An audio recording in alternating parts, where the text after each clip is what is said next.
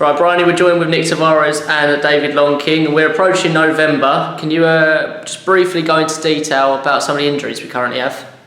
Yeah, so we'll start off with the two mostly that we know about. So Georgie Nunn. George started off season just as normal with his leg break, strength-wise went well.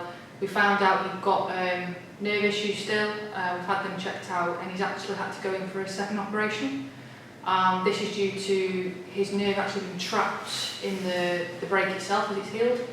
He's had that all done, he had that done last month, and he's done great. He's actually back training this week, so he's fully back training and going well as the first day. So this is second day, so hopefully, fingers crossed, nothing else goes wrong and we see him back hopefully in December. And then Ange is doing really well. He's on track. We're at 12 weeks now this week. Hopefully we can get him on an Alter G next week, which is for his running, and we can hopefully see him training as well towards the end of November. So that's a good one to get back. And Daryl's mentioned before the players are currently playing with little knocks and niggles. What does he mean by that? You know, you can have little strains and little injuries within the game, but what does he mean from your side? So a lot of the lads that pick up small injuries, so injuries that can last a couple of weeks or anything like that. So take Junior, he's had a couple of knocks through the games and stuff, and he's out for certain games, then he's in and again. And this is just for the injuries he's having. So we've had like Achilles issues, we've had plantar fasciitis issues, a lot of footwear issues, everything like that. Junior eyes, Josh Hare, Josh Walker, just little niggles and stuff like that. Elle Johnson's out at the minute with abdominal issue. They're just little niggles. They should be back in a few weeks and hopefully just carry on training as normal. And the two either side of you, can you give us a little update on them?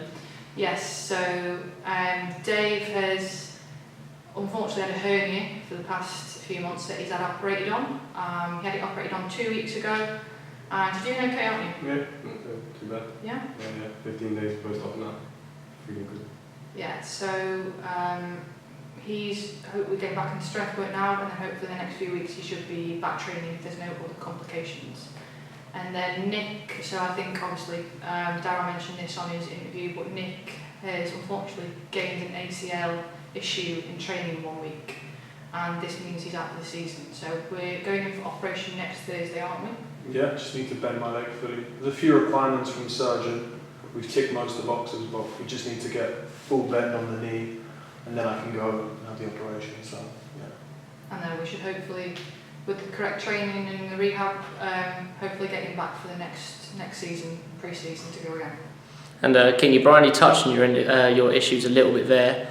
How frustrating is it just being on the sideline watching the boys? Probably the worst thing. I've struggled with it like the last 3 years, and it's all been my groins, but hopefully now getting the hernia sorted, it's the end of that stuff. And Nick, can you just remind us of the injury, how you caused? I mean, Bryony did just touch on it a little bit, but how did it actually come around? Obviously, you did start the season off really well, and the fans were really on your side and quite a fan favourite. But I don't know if you know this as well, but Bryony, you can touch in as well. What is the process to get you back? Well, firstly, so how it happened was in a training session Sunday, I think, before the Wrexham on Tuesday, and just me and Mauro just had like shoulder to shoulder, and I think he just felt in a certain way where his body weight kind of fell on my leg and my knee caved in because of just the pressure at that angle. But instantly I felt the pain and I kind of knew that it was something serious.